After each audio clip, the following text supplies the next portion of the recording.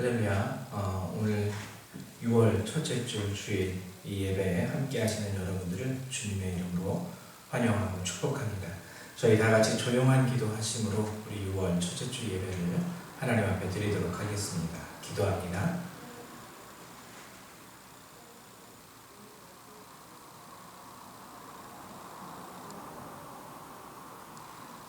하나님은 우리의 피난처시요 힘이시니 환난 중에 만날 큰 도움이시라. 그러므로 땅이 변하든지 산이 흔들려 바다 가운데 빠지든지 바닷물이 솟아나고 뛰놀든지 그것이 넘침으로 산이 흔들릴지라도 우리는 두려워하지 아니하리로다. 아멘. 사랑과 은혜가 많으신 주님 참으로 감사드립니다. 오늘도 주께서 이 거룩한 날을 예비하시고 이렇게 주의 말씀과 은혜로 저희와 함께 하시며 하나님 죄된 저희들을 용서하시고 지친 저희들에게 새 힘을 부어주시니 감사를 드립니다. 오늘도 저희들 이렇게 주님 앞에 예배하기 위하여 이 시간 함께 모였사오니 하나님 우리 드리는 이 예배를 주께서 받아주시고 우리를 고쳐주시고 회복시켜주시며 늘 하나님의 은혜와 능력으로 새롭게 하여 주시옵소서.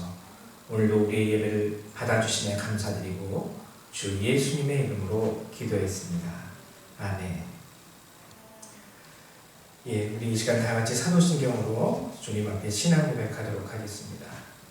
우리 다 같이 신앙 고백합니다.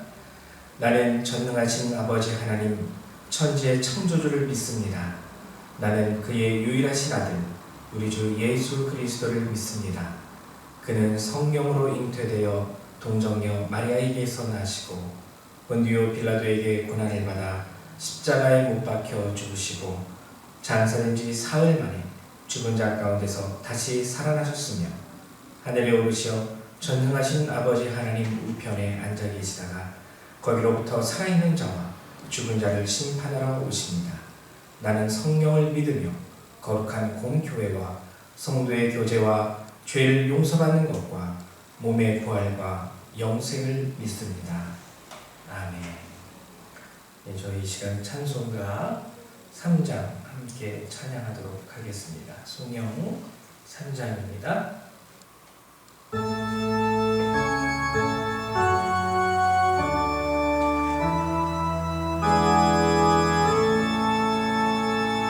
성부 성자와 성령 찬송과 영광 돌려보내 대초로 지금까지 또 영원 무궁토록 성삼위께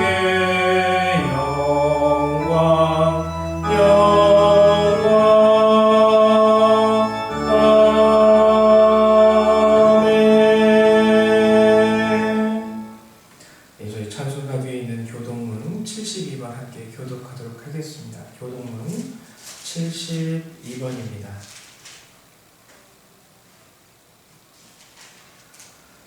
다 찾으신 줄로 믿고 저희 함께 교독하도록 하겠습니다. 제가 먼저 교독합니다.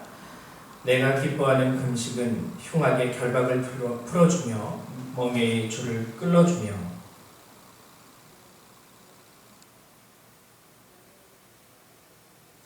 또 줄인 자에게 내 양식을 나누어 주며 유리하는 빈민을 집에 들이며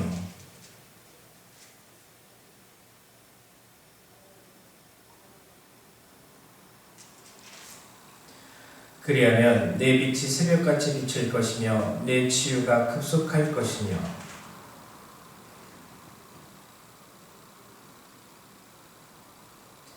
내가 부를 때에는 나 여호와가 응답하겠고 만일 내가 너희 중에서 멍에와 손가락질과 허망한 말을 제하여 버리고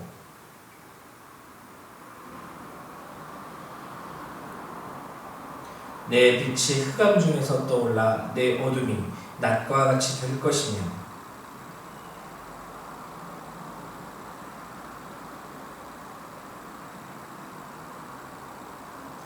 너는 물된 동산 같겠고 물이 끊어지지 아니하는 샘 같을 것이라. 아멘. 예, 저희 찬송가 9장 한 번 더 찬양하도록 하겠습니다. 찬송가 9장입니다.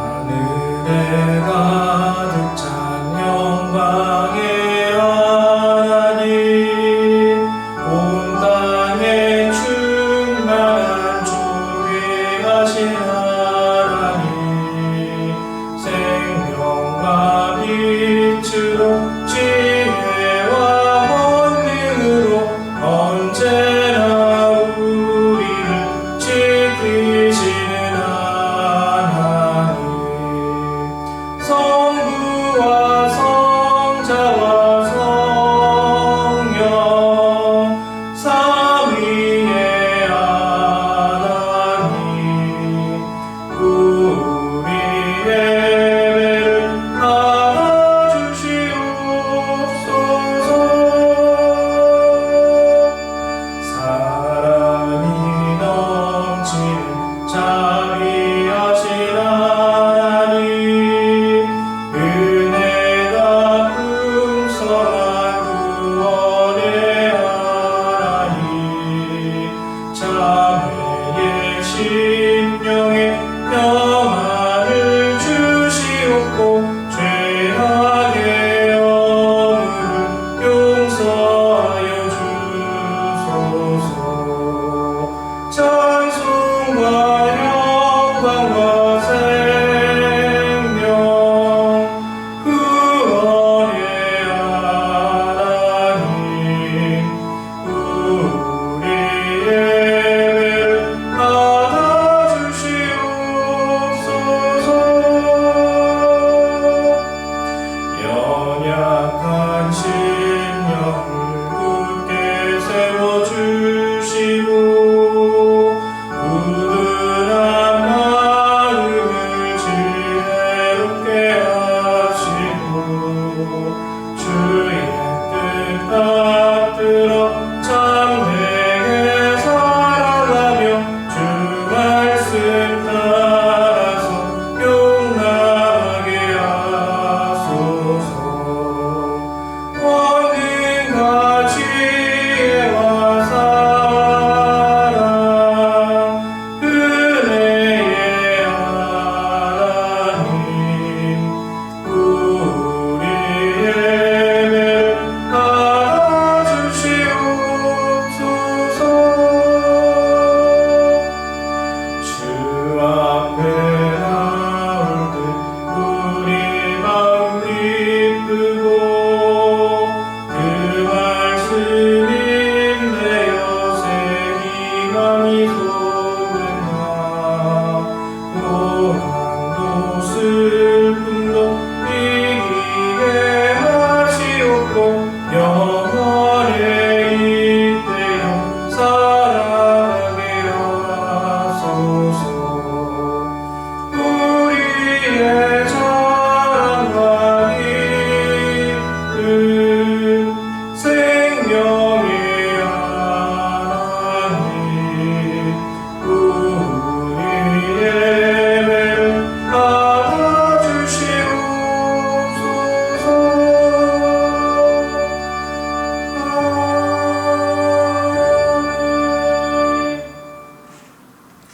네, 이 시간에는 제가 6월 첫째 주일이니까 제가 대표로 이 예배를 위해서 기도드리도록 하겠습니다. 기도합니다. 사랑과 은혜가 넘치신 하나님 감사드립니다. 하나님, 세상이 어지럽고 코로나 바이러스로 인해서 우리가 함께 모여 예배드리기가 힘든 시대가 되었지만 그럼에도 불구하고 이렇게 주님을 향한 우리의 마음과 주님을 향한 우리의 예배드림이 끊이지 않게 하시고 늘 주님 앞에 우리의 마음을 들여 이 예배도 함께 드려지게 하심을 감사드립니다.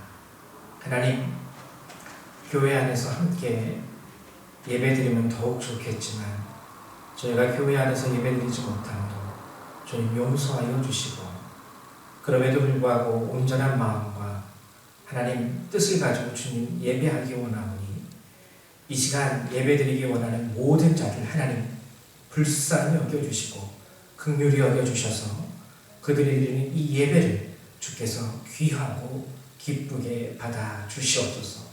여러 가지 문제를 가지고 나온 성도들도 있고 여러 가지 하나님 수많은 기도 제목을 주님 앞에 드리는 성도들도 있는 줄 압니다. 주의 선하신 뜻을 쫓아 이 예배 가운데에서 주님 앞에 기도 드릴 때에 하나님께서 들어 응답하여 주시고 늘 우리의 삶, 우리의 발걸음을 선한 길로 인도하여 주시사 우리를 통하여 하나님의 영광이 드러날 수 있도록 저희들을 도우시고 축복하여 주시옵소서. 오늘 우리의 예배를 받아주시며 감사드리며 주 예수님의 이름으로 기도했습니다. 아멘. 네, 감사합니다. 하나님의 말씀을 같이 찾아보도록 할 텐데요. 함께 보실 하나님의 말씀은 사도행전 16장 11절에서부터 15절의 말씀입니다. 같이 찾아보시죠. 사도행전 16장 11절에서부터 15절의 말씀. 제가 봉독하도록 하겠습니다. 다 찾으셨죠? 제가 봉독합니다. 우리가 드로아에서 배로 떠나 사모드라게로 직행하여 이튿날 네아폴리로 가고 거기서 빌립보에 이르니 이는 마게도니아 지방의 첫 성이요 또 로마의 식민지라. 이 성에서 수일을 유하다가 안식일에 우리가 기도할 곳이 있을까 하여 문밖 강가에 나가 거기 앉아서 모인 여자들에게 말하는데 두아디라시에 있는 자색 옷감 장사로서 하나님을 섬기는 루디아라 하는 한 여자가 말을 듣고 있을 때 주께서 그 마음을 열어 바울의 말을 따르게 하신지라. 그와 그 집이 다 세례를 받고 우리에게 청하여 이르되 만일 나를 주 믿는 자로 알거든 내 집에 들어와 유하라 하고 간곤하여 머물게 하니라. 아멘.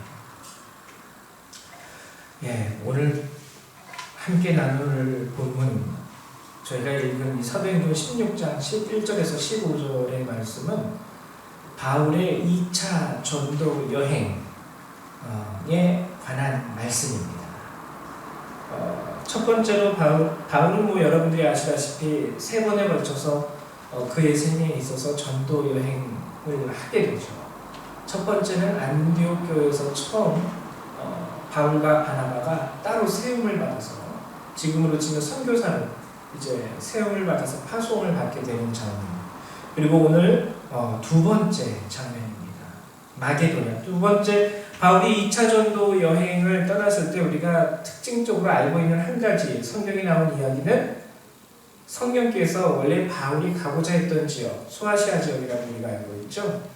그곳을 막으시고 마게도냐, 꿈을 꿨는데 마게도냐 사람이 일로 와서 우리를 좀 도와주세요 라는 그런 꿈을 꾸게 되죠. 그래서 하나님의 뜻이 마게도냐 쪽에 있구나 하고선 바울이 계획을 바로 바꿉니다. 갑자기. 그리고 마게도냐, 우리가 알고 있는 그리스 지역입니다. 그래서 2차 전도 여행은요, 바울의 2차 전도 여행의 특징은 그렇기 때문에 이 3번에 걸친 전도 여행 중에서 굉장히 멀리 있는 곳, 가장 멀리 있는 곳, 그리스, 이스라엘을 중심으로 볼 때요. 그리고 가장 긴 여행이라고 할 수가 있겠죠. 가장 먼 곳에 있다라는 것은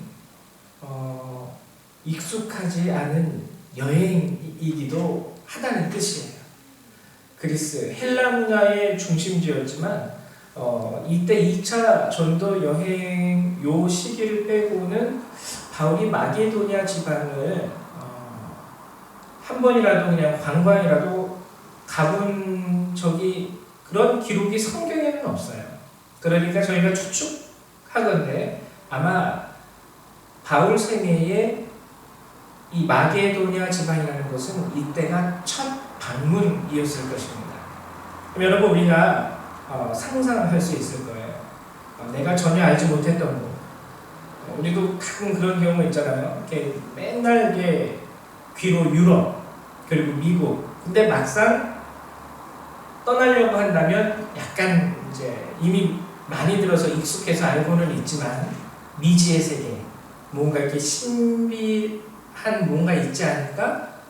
그런 상상도 좀 우리가 해볼 수 있고, 좀 낯설음에 대해서 거기 가서 뭐 음식 먹을 때는 어떡하지? 주문은 어떻게 하면 좋을까? 막 이런 여러 가지 우리 마음에 교차하는 감정들이 많이 쌓이게 될 것입니다. 바울도 인간이기 때문에 그러한 감정이 많이 있었을 거예요. 특히 마게도냐, 한 번도 가본 적도 없고 알기는 알지만 들어서 아는 거죠. 낯선 곳. 바울의 마음 가운데 총 이러한 드는 감정들을 우리가 종합해보면 낯설음으로 우리가 표현할 수 있을 것입니다. 그냥 한 단어로 낯설음이라고 얘기할 수 있겠지만 그 안에는 그 낯설음을 펼쳐보면 외로움도 느낄 수 있어요. 그리고 뭔가 모를 타지에서의 두려움도 있을 수 있고요. 이 여러 가지 감정이 복합적인 것, 한 단어로 정리하자면 이 낯설음이라는 감정. 저도 개인적으로 페루에서 7년 동안 2008년부터 2014년에 이르기까지 선교 활동을 감당한 적이 있었는데, 종종 선교사로서 살아갈 때 방문하는 사람들이 있었습니다. 이 한국하고는 너무나도 멀리 떨어져 있는 나라이기 때문에 한국 사람들이 온다 할지라도 진짜 본토 한국에서 오는 사람들보다 미국에 살고 있는 한국 사람들이 많이 이렇게 오고는 했어요. 종종.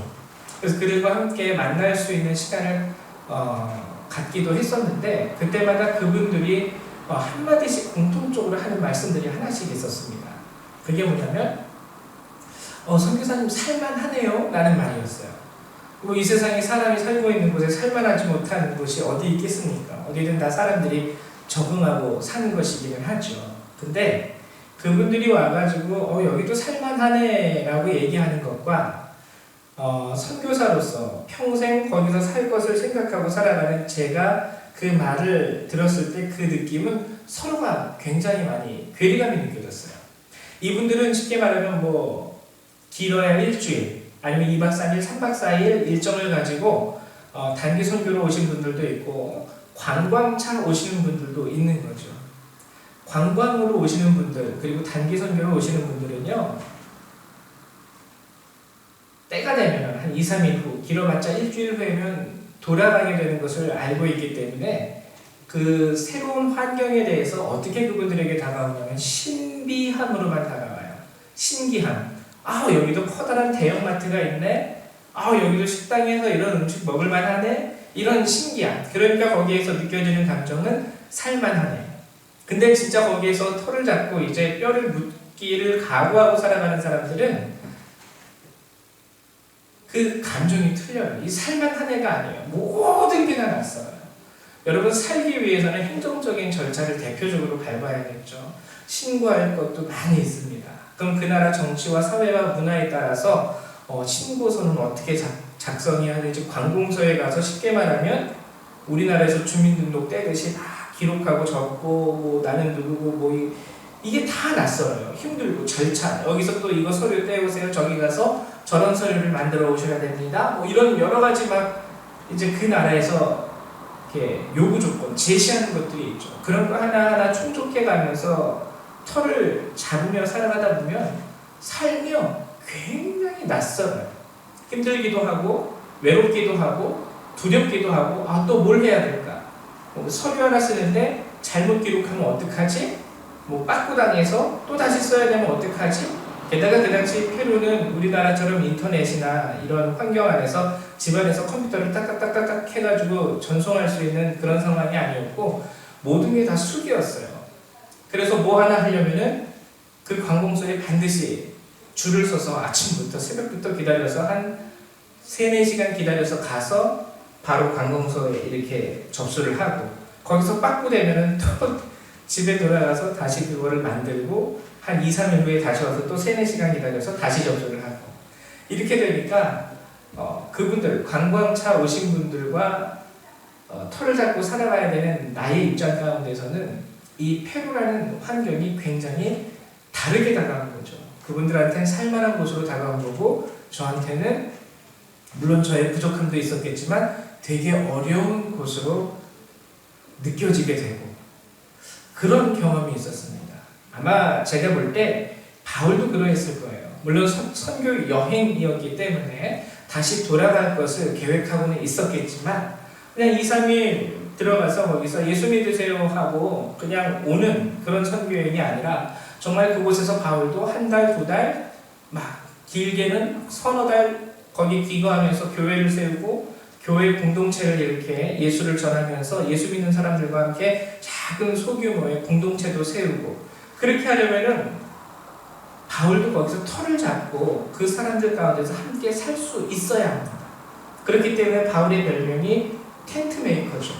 그곳에서 직업을 가지고 선교 활동을 한 거예요. 단순히 단기 선교로 가는 선교였다면 후원을 받고 가서 아무것도 안 하고 예수님 믿으세요 전하기만 하고 돌아오면 됩니다. 근데 텐트 메이커를 했다라는 것은 뭐냐면 거기서 적어도 교회가 좀 온전히 형태를 가지고 세워질 때까지는 내가 거기서 터를 잡고 살아야겠다. 그러니 바울에게도 한 인간으로서 페루에서 제가 느꼈던 감정과 동일한 감정을 많이 느꼈을 것입니다. 어떨 때는 외롭기도 했었을 거고요. 어떨 때는 두렵기도 했었을 거예요. 예수를 전하면서 성경을 읽다 보면은 많은 사람들이 또 바울을 잡아 죽이려고 여러 번 시도를 하지 않습니까? 물론 그 가운데서 하나님께서 바울을 건져주시고 살려주시고 하나님께서 바울을 빼내주시고 하나님의 은혜와 역사를 많이 일으키시기도 하셨죠. 근데 제가 오늘 여러분들하고 함께 나누려는 이 낯설음은 바울에게만 속한 것도 아니고 그리고 선교사로 나갔던 저에게 즉 타향살이를 하는 그런 사람들에게만 찾아오는 게 낯설음이 아니에요. 솔직히 말해서 가만히 보면 인생이라는 것 자체가 굉장히 우리에게 이런 낯설음의 감정을 자주 우리에게 가져다 줍니다. 저희는 한국 사람이죠. 한국에서 태어났고 어려서부터 한국에서 자랐습니다. 가족이 있고 한국이라는 이 문화적, 사회적 환경은 우리에게 익숙해요. 그리고 우리가 교제하며 살아가는 사람들도 늘 정해져 있죠.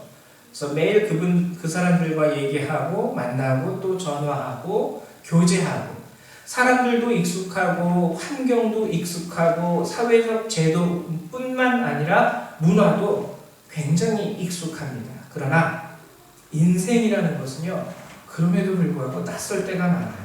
우리 종종 그런 일이 일어나지 않기를 바라긴 하지만 종종 우리 주변에서 또는 우리 자신에게서 그런 생각을 해보는 또 들어보는 경우가 많은데 뭐냐면 드라마나 영화에서나 나올 법한 일들이 나에게 일어났다라는 얘기를 들었을 때 누군가로부터 아니면 내가 그런 상황에 직면하게 됐을 때 대한민국 안에서 내가 아는 사람들이 옆에 있지만 그러한 상황이 나에게 닥쳐지면 그 상황은 내게 되게 낯설게 나에게 다가오게 됩니다. 그 순간 되게 힘들게 되고요. 그 순간 되게 어렵게 되고요. 그 순간 되게 외롭게 느껴질 때도 있어요. 인생이라는 것 자체가 그래요. 왜냐하면 인생은 경험이 없기 때문입니다. 즉 연습이 없기 때문이에요. 오늘 제가 이 시간을 살아갑니다. 그러나 3년 후에 살아갈 나의 삶을 내가 미리 알고 연습해 볼 수 없어요. 모르기 때문에. 3년 후가 돼야지 그때 드디어 최초로 3년 후에 나의 삶을 맞닥뜨리는 거예요. 그래서 인생은요 연습이 없고 인생이라는 건 반복되지 않고 인생이라는 건 기다려주지 않기 때문에 비록 우리가 대한민국에서 내가 아는 사람들과 같이 교제하며 살아간다 할지라도 매일매일 나의 삶 가운데 다가오는 나의 삶의 시간과 환경들은 가끔가다 심지어는 충격적으로 낯설게 다르게 우리에게 다가오는 경우가 은연중에 많이 있다는 것이죠. 그래서 오늘 이 낯설음 가운데서 역사하시는 하나님의 은혜에 대해서 여러분들하고 함께 본문을 통해서 알아보고자 합니다. 오늘 본문을 한 번 더 제가 읽어드리면요. 제가 11절부터 한 번만 더 읽어드릴게요. 우리가 드로아에서 배로 떠나 사모드라게로 직행하여 이틀날 네아폴리로 가고 거기서 빌립보에 이르니 이는 마게도냐 지방의 첫 성이요 드디어 마게도냐 지방에 입성을 하게 된 것이죠. 또 로마의 식민지라 이 성에서 수일을 유하다가 안식일에 우리가 기도할 곳이 있을까 하여 문 밖 강가에 나가 거기 앉아서 안식일에 기도할 곳이 있을까? 쉽게 말하면 예배할 곳이 있을까 하고서, 그러니까 아직 하나님을 예배할 수 있는 온전한 처소가 없는, 그러니까 기독교적인 입장으로 보자면 완전한 개척지입니다. 아무것도 없는, 교회가 전혀 없는 곳, 이렇게 생각하시면 되겠죠. 그래서 바울이 이제 안식일이 됐는데 어디서 우리가 기도를 할 수 있을까? 우리가 한적하게 기도할 수 있는 곳을 좀 찾아보자 하고 밖으로 나가는 거예요. 이것 자체가 바울에게 있어서는 굉장히 낯선 환경이라는 것을 우리에게 얘기해주고 있는 것입니다. 그렇게 낯선 곳에서 여러 가지 생각이 들었을 거예요. 오늘 본문에 나온 것은 단순히 기도처를 어디서 찾지? 참 기도할 곳이 없네? 우리가 기도할 곳을 한번 찾아볼까? 이것만 표면적으로 보여주지만 그 이면의 바울의 마음에는 이곳에서 한 교회를 세우기 위해서 적어도 몇 달 또는 몇 년을 있어야 할 것 같은데 어떻게 거할 수 있을까? 안전하게 거할 수 있는 곳은 어디이고 또 식사라든지 뭐 이런 거는 다 어떻게 해결하면 좋을까? 여러 가지 우리가 기본적으로 인간이라면 생각할 수 있는 문제들을 바울도 생각해 볼 수 있었다는 것이죠. 근데 기도하러 나갔을 때 어떤 여자들이 함께 모여 있는 것을 보게 됩니다. 이들이 강가에서 이제 그들을 만났는데요. 왜 거기에 있는지 성경은 기록하고 있잖아요. 근데 어쨌거나 바울이 그 여인들을 만났을 때에 그들에게 복음을 전하게 되죠. 제가 읽어드립니다. 14절. 두아디라시에 있는 자색 옷감 장사로서 하나님을 섬기는 루디아라 하는 한 여자가 말을 듣고 있을 때에, 즉 바울이 그래도 이제 사람들이 모여 있으니까 그곳에 가서 예수 그리스도에 대해서 전하는 거예요. 근데 바울이 말을 하고 있을 때 루디아라 하는 한 여자가 말을 듣고 있을 때 주께서 그의 마음을 열어 바울의 말을 따르게 하신지라 루디아라는 여성을 만나게 됩니다. 이 루디아라는 여성은 바울의 말을 들을 때에 크게 거부감 없이 그의 말을 받아들이게 돼요. 물론 우리 성경에 보면 하나님께서 그의 마음을 열었다라고 표현되어 있지만 또 한 가지 중요한 것은 뭐냐면 두아디라시에 있는 자색 옷감 장사로서 하나님을 섬기는, 즉 뭐냐면 이미 이 루디아라는 여성은요 바울이 전도하기 이전부터 하나님을 섬기고 있었던 자라는 겁니다. 하나님을 섬기고 있었던 자. 이 여인을 바울은 이 여인을 만나게 된 거죠. 근데 또 이 여인이 자색 옷감 장사예요. 여러분, 당시 자색 옷감을 팔았다는 것은 굉장히 우리에게 중요한 사실을 알려주고 있는데, 자색 옷은요, 우리 옛날에 조선시대의 빨간색 옷, 홍포라고 그러죠. 그거는 오직 왕, 전하라고 부르는 그 왕만이 입을 수 있는 옷이었습니다. 아무리 높은 귀족이나 아무리 높은 그런 돈이 많은 부자라 할지라도 이 홍색 옷은 입을 수 없었어요. 오직 왕만 입는 옷이에요. 그리고 또 우리 중국, 그래서 우리나라는 노란색 옷감이 없었습니다. 조선시대에. 왜요? 노란색 옷감은 오직 누구만 사용할 수 있냐면 중국의 황제만 입을 수 있는 옷감이었죠. 자색 옷도 이와 비슷합니다. 아주 부유한 귀족의 계급이 아니고서는요, 자색 옷감을 입지 않았어요. 아니, 못 입었던 거죠. 그래서 부유한 자들, 그리고 신분이 아주 높은 사람들만 자색 옷을 입을 수가 있었어요. 자색 옷감 장수였다라는 것은 무엇을 의미하냐면 부자들, 신분이 높은 사람들에게 아주 고가의 자색 옷과 옷감을 팔던 그런 상인이었다라는 뜻입니다. 지금으로 치면은 뭐 아주 명품 브랜드 샵의 그 사장님 정도 됐겠죠. 그냥 조그만 샵의 사장님이 아니라 옷감 장사라고 한 거 보면은 그런 옷 브랜드의 회장님 또는 사장님 정도 되는 그러한 신분으로 우리가 상상하면 딱 알맞을 거예요. 그러니까 루디아는요, 굉장히 부자였다는 것이죠. 이 루디아가 이미 하나님을 섬기고 있었습니다. 하나님을 섬기고 있었던 이 루디아라는 여성이 강가에서 바울이라는 남자를 만나요. 근데 이 바울이 하나님의 이름으로 예수 그리스도의 은혜와 그 사랑과 십자가의 죽으심과 부활하심, 그로 인한 하나님의 구원을 선포합니다. 하나님을 섬기던 루디아는 그의 말을 듣고 마음으로 움직이죠. 하나님이 문을 열어주셔서. 근데 여기서 끝나지가 않아요. 이 15절에 보면은 그와 그 집이 다 세례를 받고 우리에게 청하여 이르되 만일 나를 주 믿는 자로 알거든 내 집에 들어와 유하라 하고 강권하여 머물게 하네요. 강권하여 우리 집에요. 여러분들이 쉴 수 있는 그런 별채들이 있습니다. 오셔서 여기 이곳에 거하는 동안 마게도냐 지방에서 당신들이 말하는 대로 복음을 전파하고 교회를 세우시려 한다면 그 교회가 온전히 세워지기까지 저희 집에 와서 거하십시오. 그냥 제안이 아닙니다. 성경을 보면 강권하여 붙들어 막 끌어 잡았다라는 거예요. 안 오면 안 돼요. 꼭 우리 집에 오셔야 돼요. 딴 데 못 가요. 이런 식으로. 바울의 마음이 이 순간 어땠을까요? 정말 감사했을 거예요. 오늘 성경에는 기록되어 있지 않지만 그 이면에 야, 이 마게도냐 지방 내가 태어나서 처음 와본 곳인데 이곳에서 복음을 전하면서 주의 교회를 세워야 할 텐데 어떻게 할까? 어디서 거하지? 뭐 먹고 살지? 막 이런 여러 가지 마음의 고민과 번민이 많았는데 오늘 이 루디아라는 여성을 통하여 하나님께서 이 모든 것을 한 번에 해결하게 하시는구나. 다른 말로 하나님 다 예비해 놓으셨구나. 우리의 갈 길을 아시고 우리의 해야 할 일들 가운데 그 모든 필요를 이미 다 예비해 놓으시고 채워 놓으셨구나. 바울은 이 마음을 가장 많이 느끼게 되었을 것입니다. 그래서 바울은 로마서 5장에서 아주 놀라운 그 하나님의 은혜에 대해서 이렇게 고백을 하고 있습니다. 제가 읽어드리도록 할게요. 로마서 8장에 나와 있는 말씀인데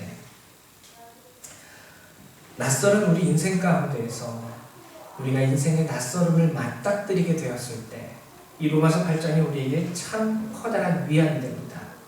만일 하나님이 우리를 위하시면 누가 우리를 대적하리요?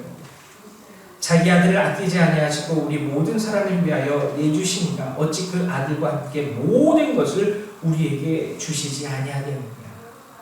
다 예비해 주신다는 거예요. 하나님께서 우리를 위하여 모든 것을 다 행해 주신다는 거예요. 또 고백합니다. 다시 살아나신 이는 그리스도 예수시니 그는 하나님 우편에 계신 자요 우리를 위하여 간구하시는 자십니다. 누가 우리를 그리스도의 사랑 안에서 끊으리요? 환난이나 곤고나 박해나 기근이나 적신이나 위험이나 칼이리라. 여러분 여기서 말하는 환난, 곤고, 박해, 기근, 적신, 위험, 칼 이것이 다 우리가 인생에서 맞닥뜨릴 수 있는 낯설음의 정체입니다. 그러나 이 모든 일에 우리를 사랑하시는 이로 말미암아 우리가 넉넉히 이기느니라. 바울은 이렇게 고백하고 있는 거예요. 내가 확신하노니 사망이나 생명이나 천사들이나 권세자들이나 현재일이나 장래일이나 능력이나 높음이나 깊음이나 다른 어떤 피조물이라도 우리를 우리 주 그리스도 예수 안에 있는 하나님의 사랑에서 끊을 수 없느니라. 이 놀라운 바울의 고백입니다. 우리 인생 가운데에서 우리 앞서 행하시고 우리의 모든 필요를 아시고 그분께서 우리를 위하여 일하신다는 것에 대한 가장 확실한 바울의 증언이 되는 것이죠. 여러분 그렇기 때문에 우리는 낯설음을 우리 인생 가운데서 경험하게 되죠. 경험할 수밖에 없죠. 인생은 반복되지 않기 때문에 우리 가끔가다 그런 질문하죠. 만약에 과거로 돌아갈 수 있다면 언제로 돌아가고 싶습니까? 이 질문을 한다는 자체가 돌아갈 수 없기 때문에 질문하는 것이죠. 그래서 만일 하면서 돌아갈 수 있다면 그러면 많은 사람들이 생각합니다. 주로 어떤 순간을 생각하냐면 후회하는 순간. 그 후회하는 원인이 창피함일 수도 있을 거고요. 후회함의 원인이 그때 내가 이렇게 선택만 하지 않았어도 지금 내 인생 내가 이렇게 되지 않았을 텐데 라는 그런 인생의 후회 여러 가지 환난이나 공고 때문일 수도 있고요. 그러나 그럼에도 불구하고 우리로 하여금 오늘 나로 하여금 견디게 하시고 그리고 나로 하여금 인내하게 하시고 또 더 나아가서 오늘 바울이 고백한 것처럼 넉넉히 이기게 하시는 분. 여러분, 인간 승리의 이면에는요, 특별히 우리 그리스도인들은 알아야 됩니다. 보이지 않는 하나님의 손이 항상 나와 함께 하셨던 거예요. 나의 인생 가운데 내가 외로워할 때 나를 위해서 함께 할 수 있는 사람도 예비해 놓으셨고, 나의 인생 가운데 내가 힘들고 어려울 때 그 힘든 무거운 짐을 함께 나눠줄 수 있는 친구들이나 좋은 교우들도 우리 주위에 함께 세워주시고, 또 주님이 함께 알려주시고, 이러한 여러 가지 일들 우리를 위하여 주님, 우리가 느끼지 못한다 할지라도, 보지 못한다 할지라도 하나님은 행하고 계시다는 것입니다. 출애굽기 23장 20절을 보면 하나님께서 이제 출애굽을 해서 가나안으로 들어가는 모든 이스라엘 백성 가운데 이렇게 선포하세요. 출애굽기 23장 20절입니다. 내가 사자를 내 앞서 보내어 길에서 너를 보호하여 너를 내가 예비한 곳에 이르게 하리니. 이 말은 우리에게 아주 중요해요. 우리가 흔히 가나안 땅에 들어갔을 때 이 가나안 땅은 하나님의 나라로 우리가 빗대어 이야기하지 않습니까? 천국. 하나님께서 천국, 즉 예비한 곳에 우리를 이르게 하신다는 거예요. 어떻게 해요? 나를 보호하며 내 앞서 보내 사자를, 하나님의 사자를 앞서 보내심으로 인하여 나를 보호하고 나로 하여금 견디고 이기고 나로 하여금 승리하게 하심으로 하나님의 예비한 곳까지 나로 하여금 이르게 해 주신다는 하나님의 든든한 약속이라는 것이죠. 코로나 바이러스로 인하여 많은 사람들이 두려워하고 혼란스럽기도 하고, 또 여러분들 아시다시피 미국은 지금 그 인권 탄압에 의한 시위와 폭동이 여러 곳에서 일어나고 있습니다. 인생이라는 것은 내가 살던 그곳인데, 수십 년 동안 내가 살았던 이곳인데 갑자기 한순간에 폭동이 일어나게 되고 낯선 경험, 처음 당하는 이러한 사건들, 나로 하여금 낯설게 만들어요. 두렵고 외롭고 무섭게 만듭니다. 그러나 하나님은 성경을 통해서 우리에게 약속해 주세요. 반드시 내가 너를 보호해서 예비한 곳까지 너를 데리고 갈 거야. 여러분, 오늘 이 사실을 꼭 기억하셔서 오늘 꼭 루디아라는 여성이 아니어도 됩니다. 우리는 확신을 가지고 있어야 돼요. 하나님 나와 함께 하신다. 하나님 나를 보내신 이곳, 나를 세우신 이곳에서 나를 위하여 역사하시고 나를 위하여 예비하신 좋은 곳을 하나님 만들어 놓으셨다. 나로 하여금 이기게 하실 것이다. 왜? 그분이 나를 사랑하니까. 여러분, 이 말씀이 여러분들의 삶 가운데 힘과 능력과 위로가 되시기를 주님의 이름으로 축복합니다. 비록 지금 평안함 가운데 있어서 인생의 낯설음이 전혀 느껴지지 않는다 할지라도 어느 순간 인생은 우리에게 낯설음을 던져줘요. 그게 인생이라는 것은 제가 굳이 설명하지 않아도 여러분들이 다 아실 것입니다. 한두 번쯤은 인생에서 그런 충격적인 낯설음을 이미 다 경험해 보셨을 거예요. 그러나 그럼에도 불구하고 오늘 저와 여러분이 이렇게 함께 하나님을 믿는 신앙 안에서 설 수 있었다는 것은 전적으로 우리를 붙들고 계시는 하나님의 은혜가 아니고서는 설명할 수가 없는 거예요.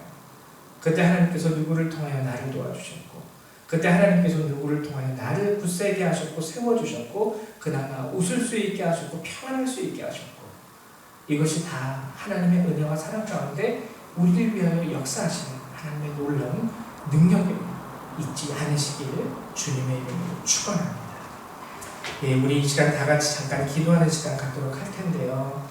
여러분들의 삶 가운데에서 혹시 그때 그 순간 하나님 나를 이렇게 도우셨지 한번 되새겨 보시면서 늘 하나님 저를 인도해 주시고 또 하나님의 인도하신 가운데 감사합니다 라는 기도로 주님 앞에 나아갈 수 있게 되기를 축원합니다.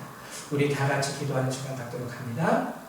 사랑과 은혜가 많으신 주님 감사합니다. 주님, 정말 우리가 무엇이간데 하나님께서 우리를 이렇게 사랑하여 주시고, 하나님 정말 우리가 주님 앞에 드린 것이 무엇이길래 하나님 그 모든 은혜와 능력으로 우리를 세워주시고 우리를 풍족케 하시고 하나님 우리로 하여금 넉넉히 이기게 하시고 하나님 예비하신 곳에 이르기로 하나님 우리를 보호하시는지 하나님 정말 감사를 드립니다. 하나님 날마다 주님 앞에 감사해도 모자랄 텐데 하나님 주님 앞에 감사함을 잊고 살아가는 저희의 모습 또한 회개합니다. 그러나 주님 우리를 놓지 마시고 우리를 떠나지 마시고 그 얼굴을 우리에게서부터 돌리지 마시고 하나님 늘 하나님 약속하신 말씀과 같이 주의 사자들 우리 앞에 보내셔서 하나님 우리가 걸어야 하는 우리 인생의 길 가운데에서 주님으로 인하여 그 모든 낯설을 넉넉히 이기게 하시고 그 안에서 주님의 은혜와 사랑과 주님의 능력을 모든 성도님들 맛보게 하여 주시옵소서. 특별히 코로나 바이러스로 인하여 하나님 저희 나라뿐만 아니라 이 세계 여러 나라들이 힘들어하고 어려워하고 있습니다. 언어가 달라서 어려운 것도 아니고 환경이 바뀌어서 어려운 것도 아니고 낯선 사람이 찾아와서 어려운 것이 아니라 이 코로나 바이러스로 인하여 익숙한 삶과 익숙한 사람들 가운데서도 우리는 어려움을 느끼고 있습니다. 하나님 우리는 이토록 연약합니다. 하나님 도와주시고 우리를 보호하시고 우리를 이끌어 주셔서 하나님 그럼에도 불구하고 오늘 성경에 사도 바울이 고백한 것과 같이 주님으로 말미암아 모든 것 가운데 넉넉히 우리가 이길 수 있도록 우리를 도와주시고 우리를 축복하여 주시옵소서. 오늘도 우리와 함께 하신 주님의 은혜 감사드리며 주 예수님의 이름으로 기도했습니다.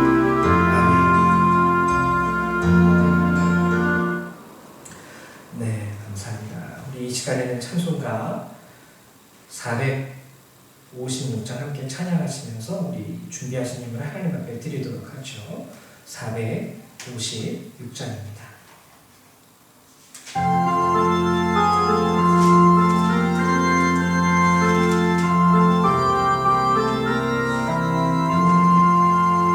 거친 세상에서 실패한 모든 그 손 못 잡은 만져라. 고백일하다가 힘을 얻으리. 그 손 못 잡은 만져라. 그 손 못 잡은 만져라.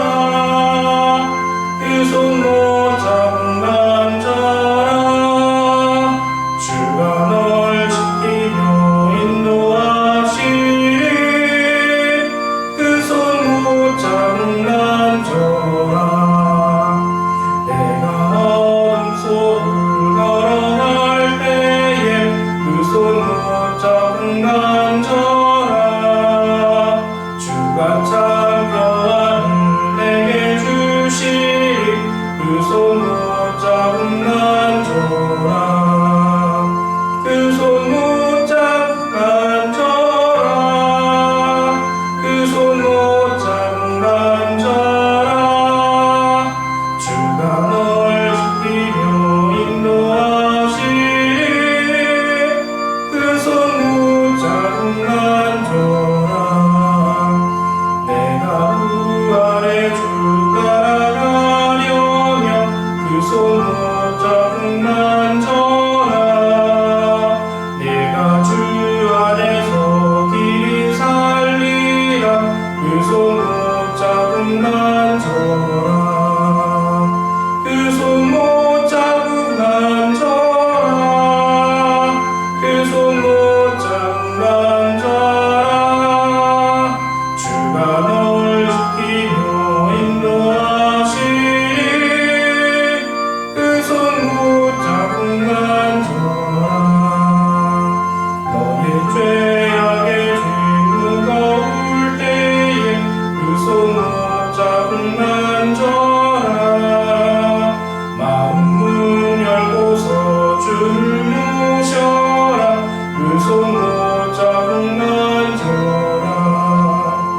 그 손 못 잡은 만져라. 그 손 못 잡은 만져라. 주가 널 지키며 인도하시리. 그 손 못 잡은 만져라. 네, 아멘. 우리 드리신 예물을 위해서 다시 한번 기도하겠습니다.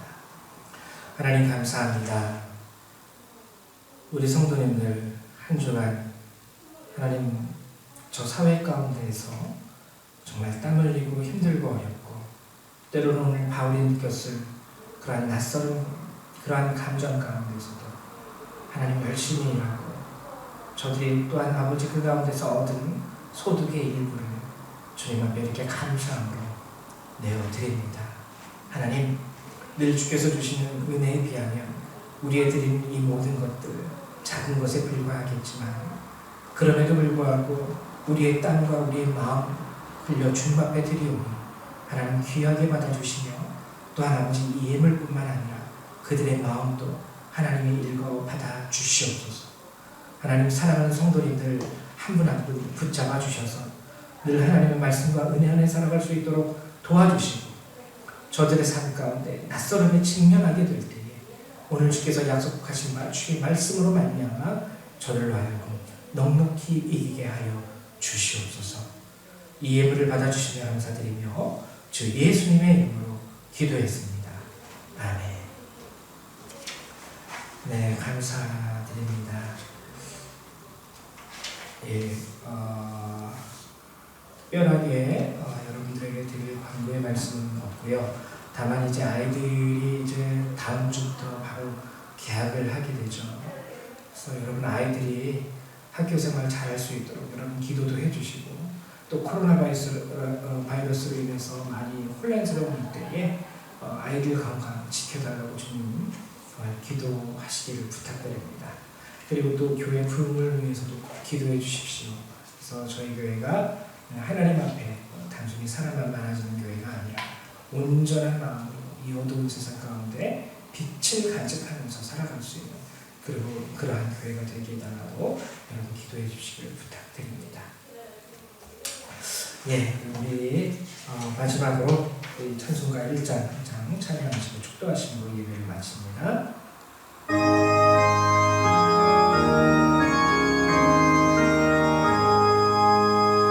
만복의 근원 하나님, 온 백성 찬송 드리고,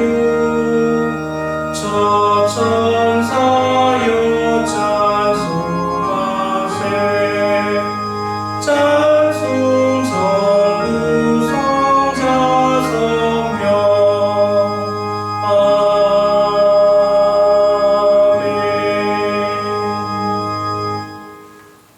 사랑과 은혜가 충만하신 주님, 참으로 감사를 드립니다. 날마다 우리에게 일용할 양식과 은혜를 더하여 주셔서 이 땅 가운데 영육간에 늘 강건함을 가지고 그리스도인으로서 살아가게 하시는 주님, 이제 저희가 예배를 마치고 또 다시 한번 하나님 우리에게 허락하신 이 세상의 자리로 우리가 파송을 받습니다. 하나님 도와주셔서 오늘 주신 말씀으로 말미암아 우리가 힘이 되고 능력이 되어 이 한 주도 하나님 예비하신 은혜로 말미암아 넉넉히 승리하며 살아가게 하여 주시옵소서. 이 예배를 마치고 떠나가는 모든 성도들, 그들의 삶과 그들의 머리 위에 하나님의 은혜와 예수 그리스도의 사랑과 성령의 능력이 늘 항상 함께하여 주시기를 성부 성자 성령 하나님의 이름으로 간절히 축원하옵나이다. 아멘.